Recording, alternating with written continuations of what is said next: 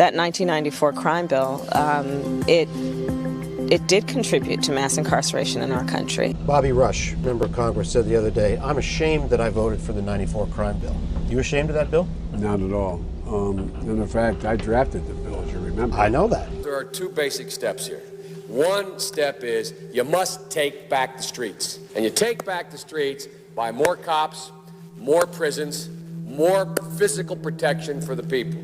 We must take back the streets. It doesn't matter whether or not the person that is accosting your son or daughter or my son or daughter, my wife, your husband, my mother, your parents. It doesn't matter whether or not they were deprived as a youth. It doesn't matter or not whether or not they had no background that enabled them to become socialized into the fabric of society. It doesn't matter whether or not they're the victims of society. The end result is they're about to knock my mother on the head with a lead pipe, shoot my sister, beat up my wife, take on my sons. So I don't want to ask what made them do this.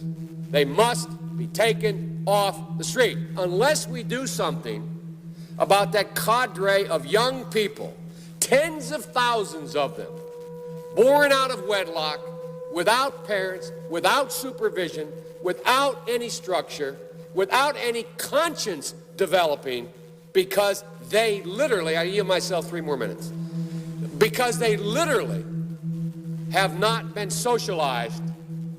They literally have not had an opportunity.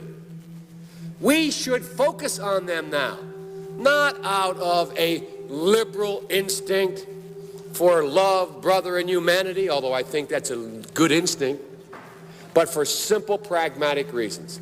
If we don't, they will, or a portion of them will, become the predators 15 years from now. And Madam President, we have predators on our streets. They are beyond the pale, many of those people. Beyond the pale. And it's a sad commentary on society. We have no choice but to take them out of society. And the truth is, we don't very well know how to rehabilitate them at that point. That's the sad truth. I'm the guy that said, rehabilitation, when it occurs, we don't understand it and notice it. And even when we notice it and we know it occurs, we don't know why. So you cannot make rehabilitation a condition for release. That's why in our system, there's the federal system, you serve 85% of your time.